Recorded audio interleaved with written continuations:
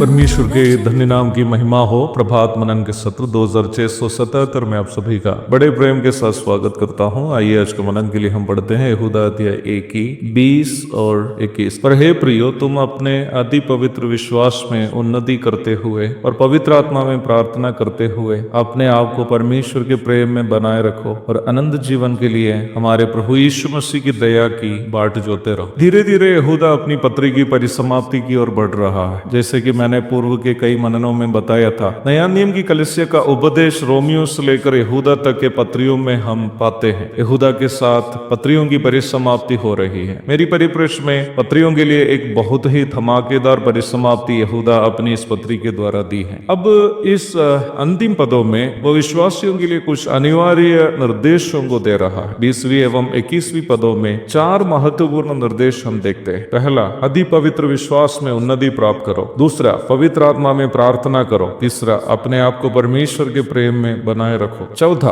अनंत जीवन के लिए हमारे प्रभु यीशु मसीह की दया की बाट जोते रहो। इस भाग को पढ़ते समय ऐसी एक सोच हमारे अंदर होने की संभावना है कि अनंत जीवन प्राप्त करने के लिए अथवा स्वर्ग जाने के लिए पवित्र विश्वास में उन्नति प्राप्त करते हुए, पवित्र आत्मा में प्रार्थना करते हुए, अपने आप को परमेश्वर के प्रेम में बनाए रखते हुए मसीह की दया की बाट जोते रहना है करके यहाँ यहूदा बता रहा है। यद्यपि उद्धार पाए हुए लोगों में ये सभी होना तो जरूरी है ही। यहूदा का कहना यह नहीं है कि उद्धार पाने या स्वर्ग की प्राप्ति के लिए ये सभी जरूरी है। उद्धार यीशु मसीह को उद्धार करते एवं प्रभु के रूप में ग्रहण करने वालों को सौजन्य रूप में ही प्राप्त हो जाता है। वो हमारे कर्मों के कारण है ही नहीं। इफिसी 2:8, उद्धार पाने का एकमात्र विकल्प यीशु मसीह पर विश्वास करना ही है। अनेकों अन्य पद भी इस बात को साबित करने के लिए वचन में उपलब्ध है। यदि ऐसी बात है तो यहूदा यहाँ क्या कहना चाह रहा है? हमें अवश्य एक बात समझनी है कि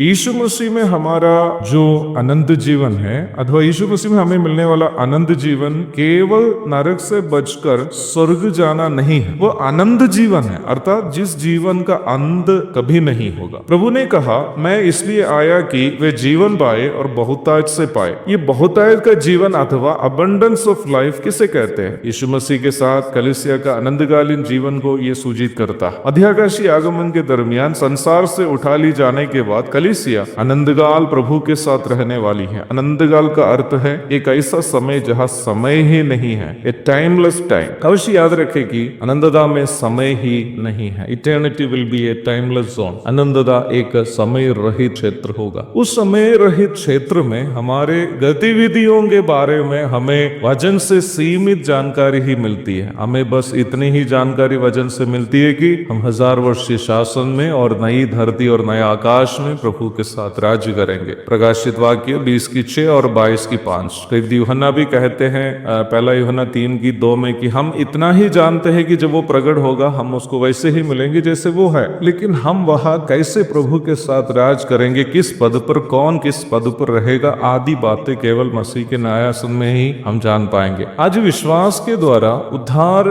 पाकर मसीह में होने के द्वारा हम केवल नरक से बचकर स्वर्ग प्रवेश का योग्यता हासिल किया है। रोमी 8:1। परंतु अनंतता में प्रभु से अनेकों प्रतिफल प्राप्त करते हुए विभिन्न आत्मिक पदों में रहकर प्रभु की सेवा में लगे रहना हो तो हमें उन 4 कामों को करते रहना है जिसका जिक्र यहूदा पद 20 एवं 21 में किया है। प्रभु की इच्छा हुई तो इस विषय पर अधिक चर्चा हम कल करेंगे। तब तक के लिए आपसे विदा हो जाता हूँ। प्रभु आप सबको आशीष दे। आमीन।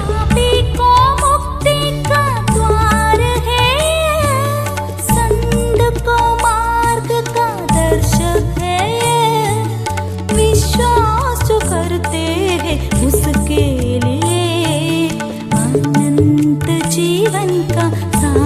है ये है वचन, प्यारा वचन, यीशु मसीह का प्यारा वचन।